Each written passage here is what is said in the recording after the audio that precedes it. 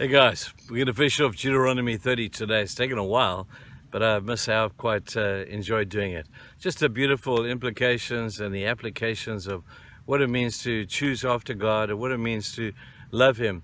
When we love Him, we'll listen to Him. When we love Him, we'll serve Him. When we love Him, we'll have a whole lot of things that'll be a whole lot better for us.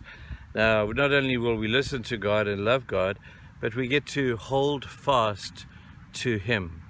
Now, it's interesting that Moses puts that in there. I guess he understands life as we do. There are so many other things that are beckoning to be held on to.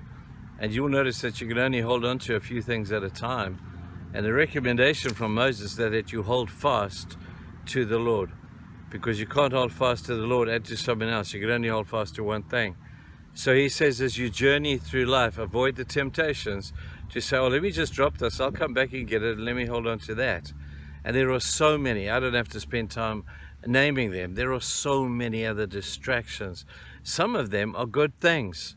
Do not be distracted by them. Some are blatantly bad. Don't hang out with that stuff. But some things might even look good. And you may say, well, this looks good. Let me hold on to this for a while. God says, hold fast to Him.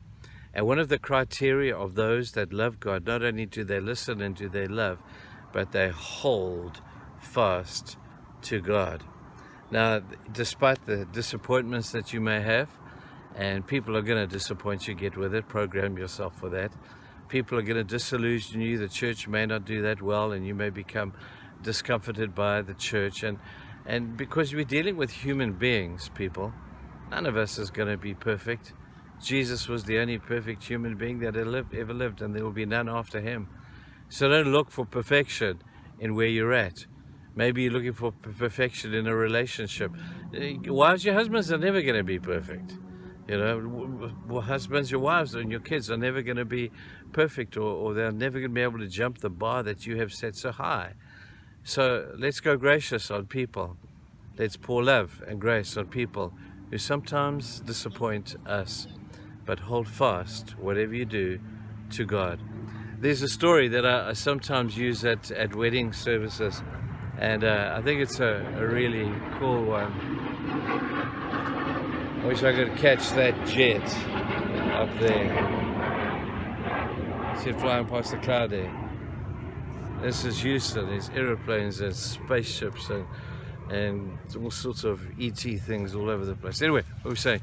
We're talking about holding on fast to God. There's a story I tell at weddings. It goes like this. There was once a princess and a prince, and the princess fell in love with the prince. But one day the wicked witch from over the hill came and kidnapped the prince and took him to her castle. It was an impregnable castle. Nobody could get in there, and the prince stayed there. After a long time, the princess began to wonder, is he still even alive? And then one day the prince was able to write a letter to his princess to say, I'm still alive. And I'm going to be going into a particular town with the witch. And I'm going to be sitting next to her in her carriage. I'll be wearing a white glove on my right hand. Go to that town, stand alongside the street, and when the carriage carrying the wicked witch comes down, I will reach out my hand to you, look for me, but whatever you do, grab my hand and do not let go. Well, the day came. He got in the carriage with the princess, with the witch. They went down the road. The princess saw him. She ran up. He reached out his hand, and she grabbed onto the glove. She was overjoyed, and she held on with all her might. But the wicked witch saw this and turned the glove into ice. And her hand was burning with the coldness of the ice. It was slippery, and she was so tempted to let go. But she remembered the words of the prince, just hold on no matter what. Anyway, the wicked witch saw that didn't work, so she turned the glove into a bear's claw that was so sharp. And this young lady just said, I know what I have to do. I have to hold on even though I'm being cut and it's so painful. But even that didn't work. The wicked witch saw that didn't work, so she turned the claw into that of a lion. And a lion was roaring, and he was frightening her.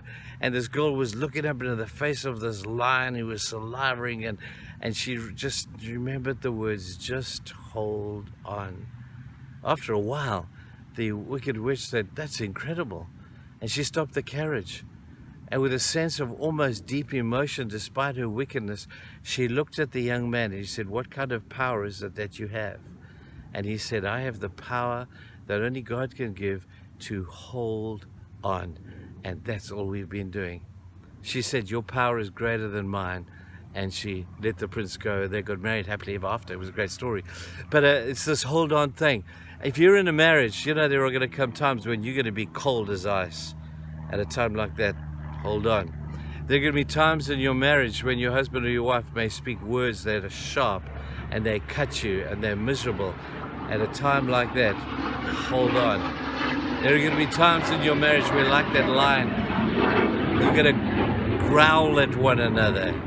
Well, just hold on. Do not let go. So maybe, you know, this principle can expand to other relationships. Certainly it applies in marriage. People, if you're battling in your marriage, please just hold on. Please just hold on, because help will come and it will get better if you just hold on. It's a great thing to do. And when it comes to God, there will be temptations to let go, because God is going to take you through fire. He's going to take you through storms. He's going to walk through them with you. Just hold on. So maybe today, I don't know, in your life there's storms and there's fires and there's incidences going on around you. Maybe in your employment the boss is like a lion, he growls at you all the time. Maybe things are not going well at home. Just hold on and allow God to do what only God can do. Do not let go. Do not let go of God. He will come back and he will never fail you.